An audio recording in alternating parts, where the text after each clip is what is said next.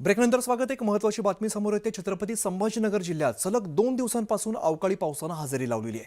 वादळी वाऱ्यासह गारपीट झाल्यामुळे शेतकऱ्यांच्या शेतातील पिकं काही क्षणात जमिनीवरती झोपली आहेत आणि जमीनदोस्त झालेल्या या पिकांसोबत शेतकऱ्यांचं स्वप्न देखील मातीमोल झालेलं आहे।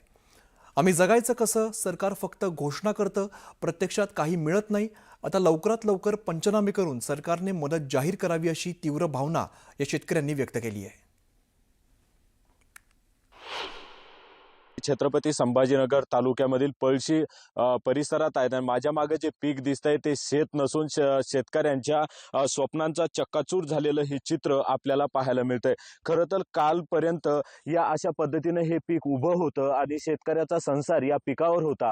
मात्र अक्षरशः गारांचा पाऊस झाला, पावसाचं एवढं रौद्ररूप होतं की या गारीमुळं अख्खं पीक हे जमीनदोस्त आपल्याला झालेलं या ठिकाणी दिसून येतंय। संपूर्ण पीक जमिनीवर झोपलंय।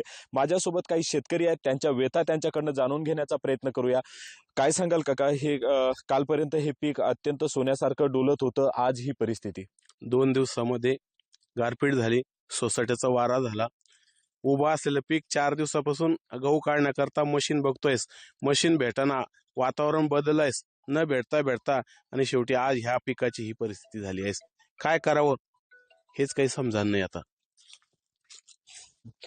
काय सांगाल, किती मोठं हे नुकसान आहे? काय परिस्थिती ओढावली आता? 2 दिवसापासून गाराचा पाऊस पडला आणि त्यामुळं पूर्ण पीक गव्हाचं झोपलेलं आहे। त्यामध्ये बाजरी असन, मक्का असन, कांदा असन, पूर्ण पीक आपल्याला हे दिसतं झोपलेलं आहे। या गव्हामध्ये 2 दिवसांना पाणी गेल्यामुळे हे गहू खायला पण चालत नाही आणि रब्बीचं पीक हे शेतकऱ्याला मोठा आधार असतं, ते गेलं। खरीप हंगामामध्ये अतिवृष्टी झाली, पीक गेलं होतं। आता पुढचा येणारा खरीप हंगाम कसा करायचा, शेतकऱ्यापुढे फार मोठी अशी हे झालेलं आहे आणि शेतकऱ्यांना सरकारनं पंचनामे करून त्वरित मुआवजा द्यावा अशी आमची मागणी आहे। तर हा शेतकरी आहे, त्यांच्या भावना अतिशय तीव्र आहे। ही जी गव्हाची उंबी आहे, मी दाखवण्याचा प्रयत्न करतो की ही जरी चांगली दिसत असली ना, की हा गहू ज्यावेळेस आता बाजारात विकायला जाईल त्यावेळेस याचा पूर्ण कलर गेलेला असेल, म्हणजे हा गहू पिवळा नसून पांढरा असेल आणि याला भाव तितका मिळणार नाही।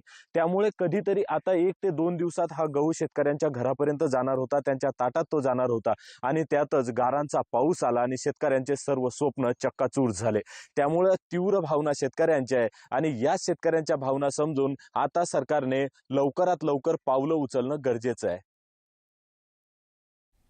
तर इकडे नांदेड जिल्ह्यामध्ये आसमानी संकटाने शेतकऱ्याच्या डोळ्यात अश्रू आणलेले आहेत। काही ठिकाणी वादळी वाऱ्यासह पाऊस आणि गारपीट झाली आहे आणि या अवकाळी पावसाचा गारपिटीचा फटका नांदेड जिल्ह्यातील अर्धापूर तालुक्याला बसलेला आहे। अर्धापूर तालुक्यातील रोडगी, सोनाळा तसंच चाभरा, खैरगाव या सगळ्या ठिकाणी अवकाळी पाऊस आणि गारपीट झाली आणि गारपीट आणि वादळी वाऱ्यासह पावसामुळे या भागात शेती पिकांचं प्रचंड नुकसान झालं आहे। यामध्ये गहू, आंबा, टरबूज, केळी हे काढून ठेवलेलं हळदीसह फळबागांचं मोठ्या प्रमाणात नुकसान झालंय आणि काढणीला आलेली पिकं आडवी पडलेली आहेत। आज पुन्हा पावसाचा अंदाज हवामान खात्याने वर्तवला, त्यामुळे नुकसान वाढण्याची भीती आहे।